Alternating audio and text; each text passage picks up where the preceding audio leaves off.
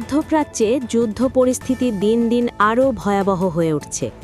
Iran, Israel এবং যুক্তরাষ্ট্রের মধ্যে সংঘাত এখন পুরো অঞ্চলে ছড়িয়ে পড়ছে।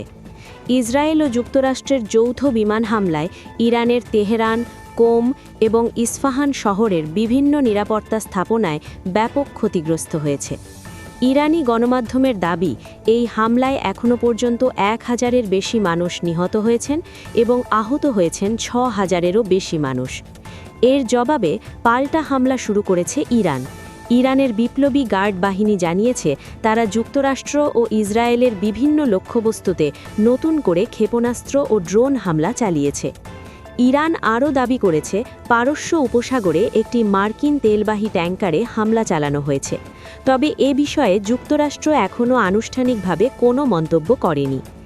এদিকে বাহরাইন জানিয়েছে তাদের আকাশ প্রতিরক্ষা ব্যবস্থা ইরানের ছোড়া প্রায় 75টি ক্ষেপণাস্ত্র এবং 125টি ড্রোন ধ্বংস করেছে। অন্যদিকে আজারবাইজান অভিযোগ করেছে তাদের নাকচিভান অঞ্চলে ইরানের একটি ড্রোন বিধ্বস্ত হয়েছে। এই ঘটনায় 2 জন বেসামরিক নাগরিক আহত হয়েছেন। বিশেষজ্ঞরা বলছেন এই সংঘাত যদি দ্রুত বন্ধ না হয় তাহলে পুরো মধ্যপ্রাচ্য আরও বড় যুদ্ধের দিকে যেতে পারে। আরও আপডেট জানতে আমাদের চ্যানেল সাবস্ক্রাইব করুন।